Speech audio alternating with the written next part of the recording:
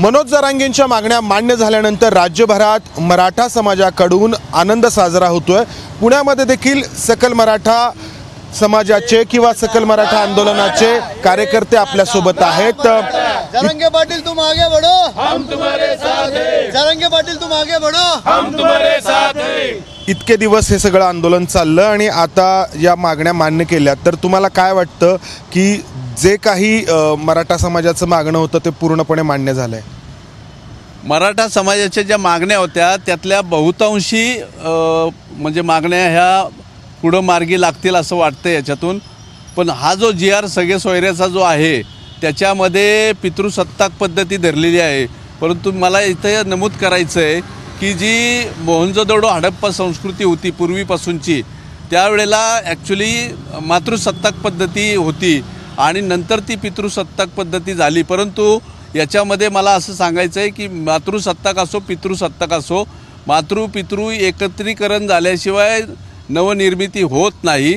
त्यामुळं जे सगळे सोयऱ्याचा जो विषय आहे तो दोन्ही बाजूनी लागू होतो आणि सोयरे दायरे किंवा सगळे सोयरे ही ग्रामीण भागातली जी पूर्वीची जी संकल्पना आहे ती अशी आहे की दोघांचाही रोटीबिटी व्यवहार करताना हीच मागणी मनोज जरांगे सातत्याने करत होते। मात्र सरकारने हा जो काही अध्यादेश काढला त्यामध्ये फक्त पितृसत्ताक असं म्हटलेलं आहे, मातृसत्ताकची मागणी कुठे मान्य होताना दिसत नाही। बरोबर, आमचं म्हणणं तेच आहे, तुम्ही महिला आणि पुरुष किंवा याच्यामध्ये मुलगा आणि मुलगीमध्ये फरक करू शकत नाही। आज कायद्याने मुलाबरोबर मुलीला पण 50% हक्क दिलेला आहे, त्यामुळे त्या मुलीला देखील तोच समाजामध्ये आणि आरक्षणामध्ये अधिकार मिळला पाहिजे, हीच आमची पहिली भूमिका होती। आणि त्यात आता त्यांनी 15 तारखेपर्यंत हरकती सूचना मागवल्यात। मला असं वाटतं की महाराष्ट्रातल्या तमाम जाती धर्मातील लोकांनी त्याला कोणी विरोध करू नये, कारण मराठा समाजाने इतर समाजाला आरक्षण देताना कधीही कोणत्याही आरक्षणामध्ये आडकाठी घेतली नाही। कुठल्याही समाजाला आरक्षण मिळताना आमचं काय हा कधी बघितलं नाही। त्यामुळे आता 15 फेब्रुवारीपर्यंत जे मुदत दिलेली आहे सरकारने याच्यासाठी, त्याच्यामध्ये सर्वांनी सहकार्य करावं अशी आमची विनंती आहे। दुसरा मुद्दा आहे तो कुणबी प्रमाणपत्रांचा। सरकारने दावा केला की 57 लाख कुणबी प्रमाणपत्र आढळलेली आहेत, तर तुमचा काय अनुभव आहे? तुम्ही जिथे राहता आजूबाजूच्या तुमच्या परिसरामध्ये आढळलीत नव्याने कोणाला कुणबी प्रमाणपत्र मिळाली आहेत? कुणबी आढळलीत, परंतु त्या कुणबी प्रमाणपत्रावर कुठल्याही प्रकारची कारवाई आज पण झाली दिसत नाही किंवा त्याचं जे आरक्षण आहे ते मिळालं आज पण पाहायला मिळत नाही। खऱ्या अर्थाने फक्त नावाला प्रमाणपत्र मिळालेलं आहे लोकांना, फक्त एक सर्टिफिकेट आहे हातामध्ये बस, याच्या व्यतिरिक्त आता काय फायदा झालेला नाही। पुढे काय करायला हवं? हे जे प्रमाणपत्र आहे तर ते आरक्षणापर्यंत घेऊन जाईल त्या कुटुंबाला, यासाठी पुढे काय प्रक्रिया असायला हवी? कारण जे या अध्यादेशामध्ये म्हटलंय की एक शपथपत्र देता येईल, पण त्या शपथपत्राच्या सोबतच दुसरी एक महत्त्वाची गोष्ट या अध्यादेशामध्ये नमूद आहे की त्यासाठीचे पुरावे द्यावे लागतील किंवा त्यासाठी आवश्यक सगळे सोयऱ्यांच्या सगळ्या ज्या नोंदी द्याव्या लागतील।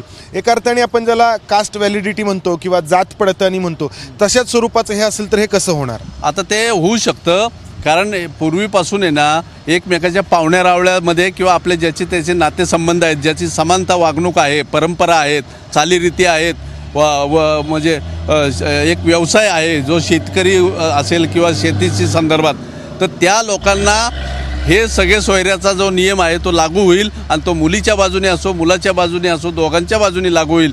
ज्या ठिकाणी इंटरकास्टचा प्रश्न येईल तो मुलाकडनं असो किंवा मुलीकडनं असो त्या बाजूला इंटरकास्टचं तुम्ही धरू नका। परंतु जिथं विदर्भातले कुणबी असू द्यात किंवा मराठवाड्यातले असू द्यात किंवा पश्चिम महाराष्ट्रातले असू द्या मराठा असू द्या, ह्यांची चालीरीती आणि ह्या सगळ्या गोष्टी समान आहेत। त्यामुळं जरांगे पाटील जे म्हणतायत त्या पद्धतीने जर केलं आणि शपथपत्र घेतलं, असं अनेक काही याच्यामध्ये आहे, मुस्लिम समाजामध्ये आहे की तिथं त्यांचे धर्मगुरू किंवा मौलवी जे आहेत त्यांच्या सांगण्यावरून त्यांना सर्टिफिकेट दिलं जातं।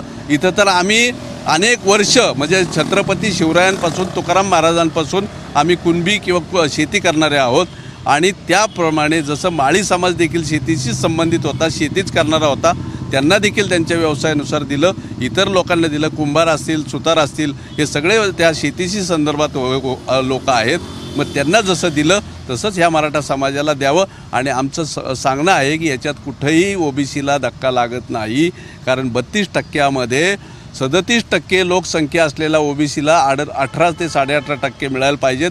राहिलेले जे 12-14% आहेत त्याच्यामध्ये मराठा समाज आहे, फक्त तो ओबीसी बांधवांनी समजून घेतला पाहिजे त्यांच्या नेत्यांचा न ऐकता. एक साधारणपणे एक जे काही म्हटलं जातं की हे सगळं अध्यादेशाच्या माध्यमातून मराठा समाजाला दिलंय, पण हे न्यायालयामध्ये टिकेल का, कायद्याच्या कसोटीवर टिकेल का, काय वाटतं? नाही, या ठिकाणी ही सरकारची जबाबदारी आहे. आम्ही सरकारकडे मागणार, न्यायालयामध्ये आमची लढाई चालूच आहे, पण सरकारने आता जो अध्यादेश काढला आहे तो पूर्ण करून कशा पद्धतीने कुणबी समाजामध्ये मराठा समाजाचा समावेश झालेला कोर्टाला समजवायचं आहे, केंद्राला समजवायचं आहे, ही सरकारची भूमिका आहे. आणि आमचं तेच मत आहे की नुसतं अध्यादेश काढून उपयोग नाही, तुम्ही ते पुढपर्यंत शेवटपर्यंत नेऊन सरकारचं टिकल आणि न्यायालयात टिकल आणि केंद्र सरकारच्या इंद्रसानी निकालाच्या मध्ये सुद्धा टिकल असं आरक्षण देण्यासाठी ही जबाबदारी सरकारची आहे. सरकार नुसतं आमच्या तोंडाला पानं पुसून जर आज आंदोलन संपवत असेल तर त्यांचा गैरसमज आहे. आम्ही आत्ता फक्त हे आहोत की चला आम्ही कुणबीमध्ये जाऊन ओबीसीमध्ये तरी समावेश होतोय, पण त्याच्या पुढची स्टेज जर सरकारने घेतली नाही तर परत आम्हाला आंदोलनाचं अस्त्र उभं करायला लावलं, हे ते सरकारने लक्षात ठेवावं. आत्ताच्या सगळ्या जल्लोषाच्या आनंदाच्या वातावरणामध्ये यांनी जी काही प्रतिक्रिया दिली आहे ती अतिशय महत्त्वाची आहे. मराठा समाजाला आरक्षण मिळालंय, मात्र ते न्यायालयामध्ये टिकणं याहून अधिक महत्त्वाचं आहे. कारण या आधीचा अनुभव असा सांगतो की आरक्षण दिल्याची घोषणा अनेकदा झाली, मात्र ते न्यायालयामध्ये टिकलं नाही. यावेळी मनोज जारंगेंच्या माध्यमातून मिळालेलं आरक्षण न्यायालयामध्ये टिकवणं हे देखील सरकारचीच जबाबदारी असेल. कॅमेरामन विजय राऊत, मंदार गुंजारी, एबीपी माझा, पुणे. एबीपी माझा, उघडा डोळे बघा नीट.